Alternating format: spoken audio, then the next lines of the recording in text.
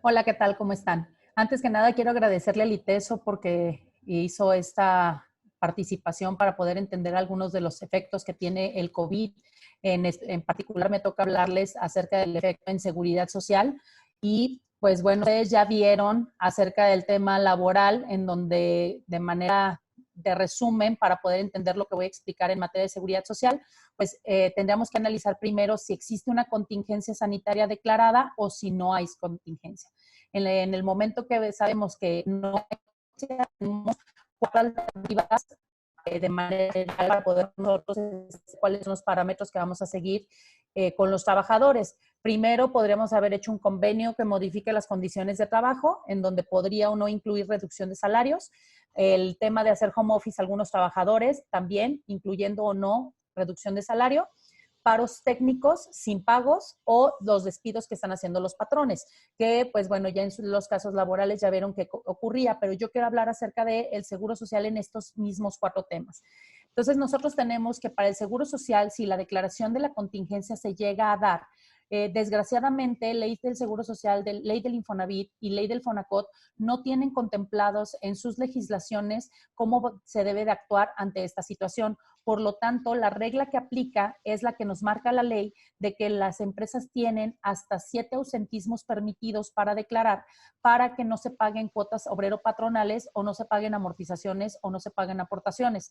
Hablando de esto, solamente se paga el seguro de enfermedades y maternidad, y el caso de ausencias mayores a 8 días, pues ya no podríamos nosotros hacer absolutamente nada y tendremos que pagar las cuotas íntegras, pensando en que la única forma en que podríamos ya no pagarlas sería a través de una baja, pero recordando que la declaración de contingencia no está suspendiendo, más bien no está terminando las relaciones de trabajo, las está suspendiendo. Al suspenderlas, estamos hablando que la relación subsiste, por lo tanto no procederá una baja y la consecuencia sería solamente pagar hasta 7 ausentismos no pagados y a partir del octavo pagar de manera tradicional y ordinaria.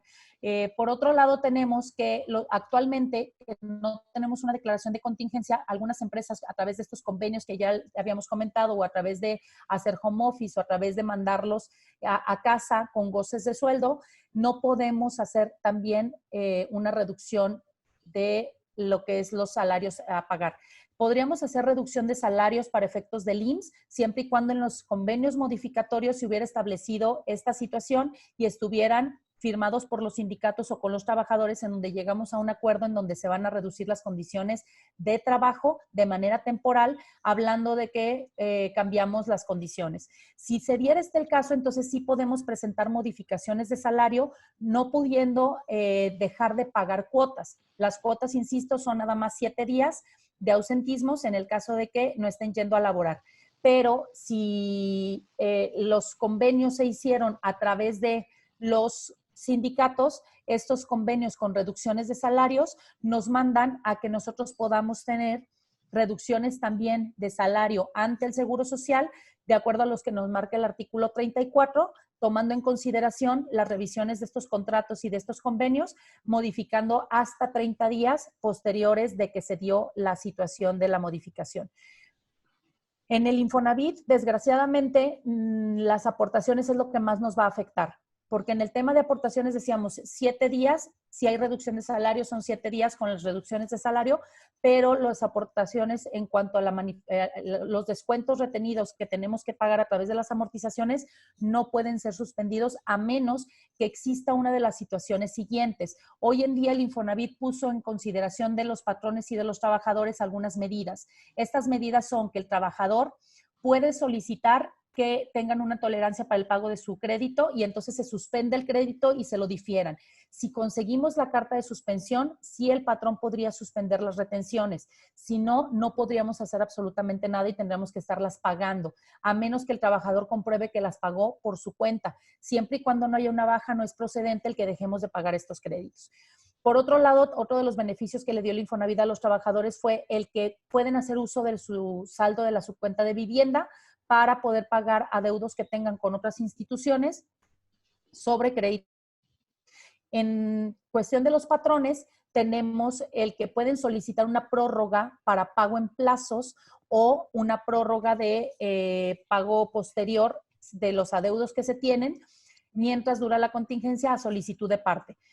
Se pueden posponer o van a posponer o suspender las acciones fiscales por parte del Infonavit, así como el cobro de adeudos que hay pendientes, es decir, no van a estar ejecutando el procedimiento administrativo de ejecución, no van a estar haciendo embargos durante estos procesos, al menos de acuerdo a lo que nos están estableciendo.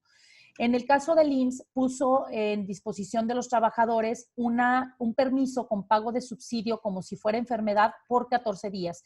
Es decir, solamente se les pagarán 11 días al 60%, ya que los primeros 3 días, como es el tratamiento de enfermedad, no es correspondiente pagarle a nadie esos días.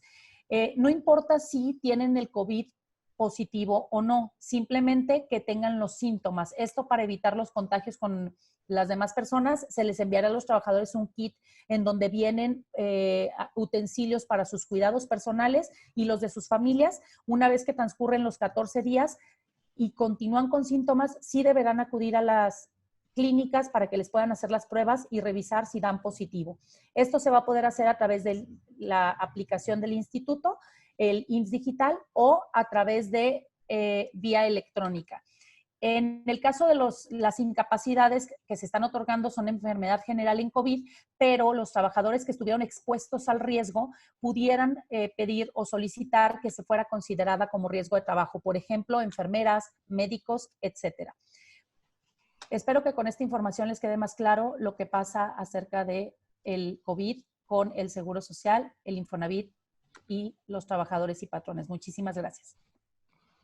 Consideramos que hace falta que las autoridades nos den certeza jurídica respecto a los procesos que debemos de seguir ante esta contingencia, ya que las leyes, al no haber previsto este tipo de situaciones solamente en la parte laboral, que está un poquito más claro, pero en las partes de seguridad social tenemos todavía muchos huecos que no se han podido cubrir, es indispensable que se emitan los acuerdos o los decretos necesarios en donde nos especifiquen cuáles van a ser las medidas de acción de las instituciones de seguridad social ante esta contingencia, ya que las cuestiones económicas que están viviendo hoy en día las empresas, es difícil que puedan sostenerse con el pago completo e íntegro de las aportaciones de seguridad social, de los pagos de los trabajadores, de los impuestos fiscales, y sería indispensable que se postularan al respecto.